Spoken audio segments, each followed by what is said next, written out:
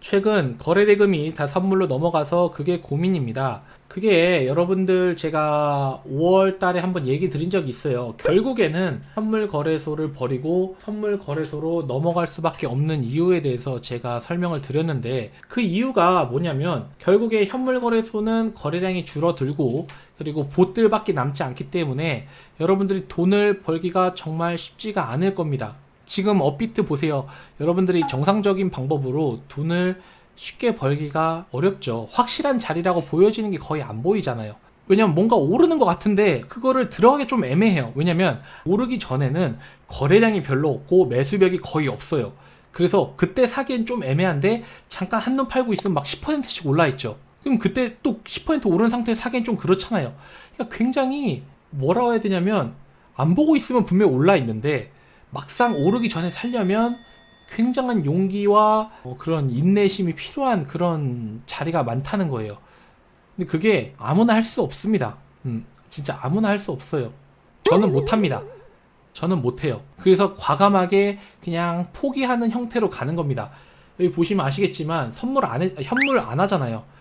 6월 말부터는 아예 현물을 안 했고요.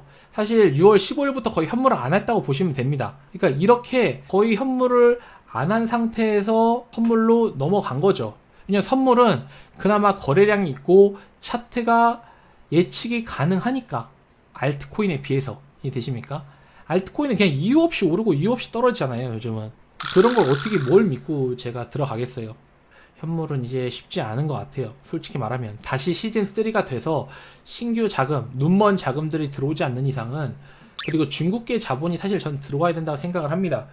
1월부터 3월 펌핑 장에는 분명히 중국계 애들이 있었을 거예요. 왜냐면 우리나라 자체만으로는 그 정도의 펌핑이 오기 쉽지 않아요. 아마 중국 애들이 펌핑에서 한바탕 해먹고 다 빼돌려 나갔을 겁니다. 그러니까 우리가 시즌3에는 중국 애들한테 더 이상 휘둘릴 필요 없잖아요. 걔네들 돈 뺏어 와야지. 그러니까 여러분들이 열심히 하셔가지고 시즌3 때는 꼭 지지 마시고 중국 애들 돈 뜯어 오시길 바라겠습니다. 현물에서는 거의 늘 손실이었는데 선물에서는 아직도 마이너스이긴 하지만 수익을 내는 날도 있어서 저는 선물이 더 나은 것 같아요. 선물이 사실 굉장히 좀 초보자분들이 겁내하시고 주변 분들이 겁내하시는 이유가 청산 때문이에요. 청산 때문인데 제가 알려드린 방법대로 굉장히 보수적으로 운용을 하시면 진짜 웬만해선 청산 당할 수가 없어요. 이해되셨죠? 제가 알려드린 대로만 하십시오. 꼭 분할 매수. 근데 분할 매수를 얼마씩 해야 된다고? 내가 자신 없으면 40분의 1, 40분의 1씩 분할 매수를 하시고요. 그리고 물타기는 어떻게 해야 된다? 캔들 하나당 한 번만 하는 겁니다. 즉 캔들이 10개가 있는데 내가 물을 탄다 그러면 물은 최대 10번밖에 못 타는 거예요. 왜냐면 캔들 하나에 한 번씩만 타니까. 그리고 이전 봉, 내가 물 탔던 이전 가격과 지금 물 타려는 가격이 큰 차이가 안 나면 어떻게 된다? 물 타는 게 아니라고 했죠. 이해되십니까? 그런 기본적인 원리만 잘 여러분이 숙지하고 계셨다가 그대로 적용하시면 진짜 웬만해선 청산 안 당할 수 있습니다. 대부분 청산당하는 거는 과하게 초반에 빠르게 물을 타서 너무나도 고점에 많은 시드가 물려 있거나 혹은 분할 매수를 굉장히 무리하게, 예를 들면 5분의 1, 10분의 1 뭐 이런 식으로 초반에 세게 들어가거나 내 실력에 비해서 굉장히 과감하게 베팅을 한 거죠. 그게 아니면 제가 알려드린 대로 이전 봉과 큰 차이가 나지 않는데도 또 물을 타거나 해서 여러분들이 그런 것들을 꼭 잘 기억하고 계셨다가 선물 거래 하실 때 활용을 하시면 좋겠습니다. 나신님, 요즘 트레이딩 공부 중인데 기술적 단타, 스캘핑, OR, 차트, 캔들, 파동 분석, 스윙 어느 타입의 트레이딩이 더 맞을까요? 일단 저는 기술적 단타라고 하기엔 좀 그렇고 경험적인 측면에서의 단타인데 저는 전자가 더 맞습니다. 왜냐면 파동 분석이나 이런 것들, 그런 것들을 전 해본 적이 없어요. 사실 제가 뇌 속에서 이루어지고 있는 연산이 파동 분석일 수도 있긴 한데 일단 저는 과거의 차트들을 가지고 머릿속에 있는 것들을 가지고 그냥 이 차트를 보면 지금 들어가야 되는지 말아야 되는지가 그냥 대충 나옵니다. 그럼 그냥 어떻게 보면 감에 의지해서 들어가는 거라고 볼 수도 있겠죠. 다른 사람들 볼 때는 감에 의지해서 들어가는 거라고 볼 수도 있는데 예전부터 계속 차트를 봐왔고 이런 상황에서는 좀 더 올라가는 확률이 높다. 그럼 들어가서 먹고 나오거나 혹은 그것보다 더 떨어질 수도 있지 않습니까? 그러면 대응을 잘 해서 물을 타서 탈출한다든지 혹은 손절하고 다시 아래 잡아서 손해를 메꾼다든지 뭐 이런 식의 단타를 선호하는 편인데, 이게 맞는 사람이 있고 안 맞는 사람이 있어요. 이해되십니까? 그래서 맞는 사람의 경우에는 그렇게 하시면 되고요. 안 맞는 사람의 경우에는 자기만의 그런 트레이딩 매매 기법을 만들어내시면 될 것 같아요. 지금 다른 트레이더들 보면 각자 자기만의 스타일이 있고 그런 노하우들을 알려주시는 분들이 있어요. 그럼 여러분들이 거기에 맞는 거를 선택해서 배우시고 응용하셔서 쓰시면 됩니다. 자, 나시님, 시드가 너무 작은데 그래도 40분의 1 분할 진입이 유의미하다고 보시나요? 아니면 조금 유연하게 10분의 1로 진행해도 될까요? 자, 이런 분들이 계세요. 내가 가진 시드가 너무 작아서 수익이 너무 안 난다. 그래서 조금 더 강하게 베팅을 하고 싶은데 어떻게 생각을 하느냐? 이렇게 물어보시는 분들이 있습니다. 근데 저는 이렇게 얘기를 드리고 싶어요. 처음 하시는 분들이라면 수익금보다는 승률에 더 집착을 하셔야 된다고 봅니다.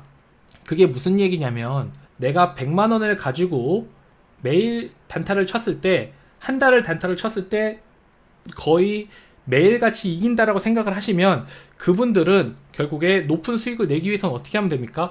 시드만 늘리면 해결이 되는 문제잖아요. 그죠? 이해되세요? 근데 시드가 적다고 해서 과감하게 10분의 1씩 베팅을 해서 물타기를 할 때 좀 애로사항을 겪는다든지 혹은 청산을 당해서 승률이 굉장히 떨어진다면은 그런 분들은 사실은 시드를 늘리는 게 맞을까요? 아니겠죠. 시드를 늘려도 똑같이 청산을 당하는 것은 마찬가지일 겁니다. 즉 제가 하고 싶은 말은 시드가 적던 많던 일단은 승률을 높이는 데 집중을 해야 되고, 수익금은 그 다음 얘기라는 거예요. 3달이 걸리든 6달이 걸리든 승률을 높이는 데 일단 집중하세요. 지금 당장 돈을 벌려고 하지 마시고 내가 미래를 위해서 어떤 발판을 만들어 놓는다라고 생각을 하십시오. 저희 아버지도 지금 어제 제가 집에 내려갔다가 왔는데 저희 아버지가 200불로 청산을 4번인가 당했다고 제가 말씀을 드렸죠. 그리고 나서 제가 어제 저희 아버지 P&L 기록을 보니까 마이너스 1000불이었어요. 총 손해액이 마이너스 1000불입니다. 근데 수익금이 550불인가 되시더라고요. 그러면 얼마가 남았습니까? 마이너스 450불이 남았죠. 즉 저희 아버지는 매일 200불로 단타를 치시는데 무려 550불을 번 거예요. 200불 가지고. 이해되십니까? 그 말은 처음에는 청산도 많이 당하고 손해도 많이 봤지만 어느 순간부터는 점점 승률이 올라가면서 손해액을 까기 시작한 겁니다. 이러다가 어느 순간 손익분기점을 넘어가는 시점이 오게 될 거고, 손익분기점을 넘어가는 순간 시드를 2배를 늘리라고 할 거예요. 제가 그 말은 마이너스 1000불에서 0불까지 메꿀 때 그때 얻었던 경험치를 그대로 가지고 시드를 2배를 늘리면 큰 문제 없이 수익이 그냥 바로 2배가 되는 마법이 펼쳐지게 됩니다. 이해되세요? 왜냐면 산전수전을 다 겪었기 때문에 시드가 1000불에서 2000불로 늘어난다고 해서 크게 사람이 달라질 게 없어요. 물론 1000불에서 10만 불로 늘어나는 거는 완전 다른 얘기지만 1000불에서 2000불로 늘어나는 것 정도는 큰 차이가 없습니다. 그러면 매일 20불씩 버시던 사람이 40불을 벌게 되는 거죠. 이해되십니까? 그럼 또 그렇게 한 달을 해보는 거예요. 근데 한 달 해봤는데 괜찮아. 그러면 2000불이 4000불로 늘어나서 다시 운용을 하는 겁니다. 그렇게 단계적으로 내가 내 몸이 적응하게끔 만들면서 올라가야지 여전히 똑같이 베팅은 40분의 1씩 하는 거예요. 다만 시드가 늘어나니까 수익이 커 보이는 거고. 근데 이제 여러분이 상황에 따라서 내가 정말 이제는 웬만해서는 하락장 뭐 5,000불 떨어지는 것 정도는 그냥 우습게 방어할 수 있다 라고 생각이 들면 그때 이제 20분의 1 혹은 30분의 1 점점 분할 매수의 그 배율을 줄여가면서 조금 더 과감하게 베팅을 하고 높은 수익을 노려볼 수 있는 겁니다. 근데 아직 그런 준비가 안 되신 분들이라면 꼭 제가 말씀하신 대로 단계적으로 밟아 가셨으면 좋겠어요. 저희 아버지 선물 경력이요 이제 3개월 되셨습니다. 이제 3개월 되셨어요. 저희 아버지 3개월 되셨고 61년생이십니다. 61년생인 저희 아버지도 이제 매일매일 수익이 나세요. 나중에 한번 제가 P&L 캡처해서 여러분 한번 보여드릴게요. 아버지가 딱 원금 회복하는 날 P&L 캡처해서 보여드리겠습니다. 못 모르고 선물했다가 3,000 청산, 나시님 순환매로 300 복구했네요. 매일 수익이 한방보다 더 낮다는 걸 깨달았습니다. 아, 네, 훌륭합니다. 이게 근데 꼭 수업료를 지불해야만 사람들이 깨닫더라고요. 꼭 청산이라는 큰 수업료를 지불해야만 대부분의 사람들이 안 잃는 투자, 한 방 많이 먹지 못하더라도 잃지 않고 꾸준히 버는 게 훨씬 좋다라는 거를 뒤늦게 깨닫습니다. 그래서 제가 이제 강의하다가 어떻게 알려줘야겠냐라고 생각을 한 게, 일단 청산을 당해보세요. 대신 소액으로. 무슨 말인지 아십니까? 제가 맨날 하는 얘기 있죠. 자, 처음에 선물하실 때 청산도 당해보시고 125배로 롱도 베팅 한번 해보시고 숏도 베팅 해보시고 얼마나 고 레버리지가 위험한지 직접 몸으로 체험해보시고, 그리고 뭐 순환매도 해보시고 해지도 해보시고 싶으신 거 다 해보세요. 단 소액으로 10만원, 20만원의 소액으로 한 3번 정도 청산 당해보시면, 아, 왜 나씨가 이렇게 안전하게 맨날 안전 이런 얘기만 하는지 알 수 있을 겁니다 라고 제가 누누이 얘기 드렸죠. 근데 비싼 수업료를 치르시는 분들은 좀 안타깝네요. 3천만원, 2천만원 이건 너무 비쌉니다. 수업료가. 네, 절대 소액으로 하십시오. 절대 소액. 여러분이 하고 싶은 거 다 해보세요. 소액으로. 근데 필요합니다. 그런 경험이 필요해요. 진짜로 그런 교훈이 필요합니다. 내가 손절은 언제 해야 되고, 그리고 청산이 다가왔을 때 바이낸스에서 대체 어떤 식으로 나에게 청산 통보를 하는지, 그리고 청산이 근접해졌을 때, 여러분들 그거 몰랐죠? 청산 근접해졌을 때 스탑 리밋 걸어놓으면 바이낸스는 뽀찌 주는 거 몰랐죠? 몰랐죠 여러분? 한번 해보세요.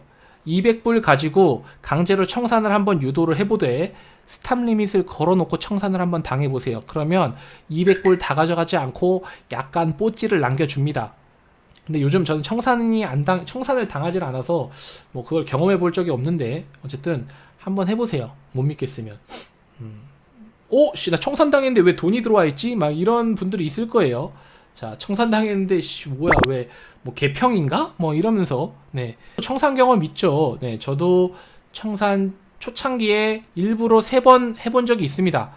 2,000불로 시작을 해서 125배도 베팅을 해봤고요. 그리고 50배도 해봤고 75배도 해봤어요. 왜냐면 저도 선물이 올해 1월 21일에 처음 한 거기 때문에 16일인가 21일인가 처음 선물했기 때문에 잘 몰랐던 시절이에요. 그렇기 때문에 레버리지가 몇 배가 나에게 맞는지도 몰랐고, 그리고 청산 하는데 대체 청산이 뭔지도 몰랐습니다.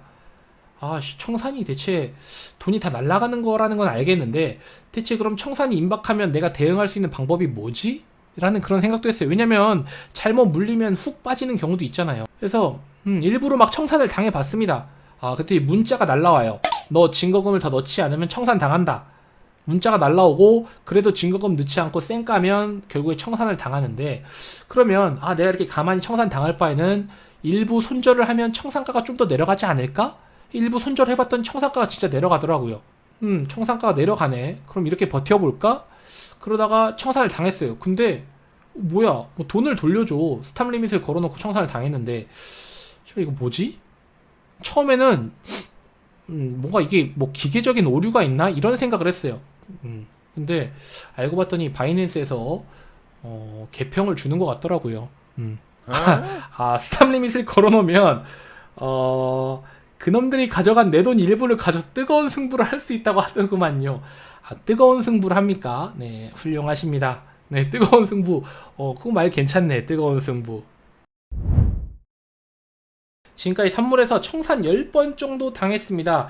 지금까지 잃은 돈이 약 800만원인데 나씨님 유튜브 보면서 시드에 20분의 1을 하고 있습니다. 며칠 안 됐지만 조금씩 수익 보고 있습니다. 말씀하신 대로 승률이 높아지고 있습니다. 사실 제가 원하는 게 이런 거예요. 여러분들이 지금 당장은 큰 수익이 나지 않아서 손해액을 많이 깔 수 없을지언정 꾸준히 조금씩 메꾸면서 일수 갚듯이 돈은 벌어야 된다고 생각을 하고, 손해액도 일수 갚듯이 메꿔야 된다고 생각을 합니다. 내가 1,000만원을 잃었다. 근데 내가 가진 시드가 500만원이에요. 그러면 이거를 일주일 만에 갚는다는 건 너무나도 허황된 계획이잖아요.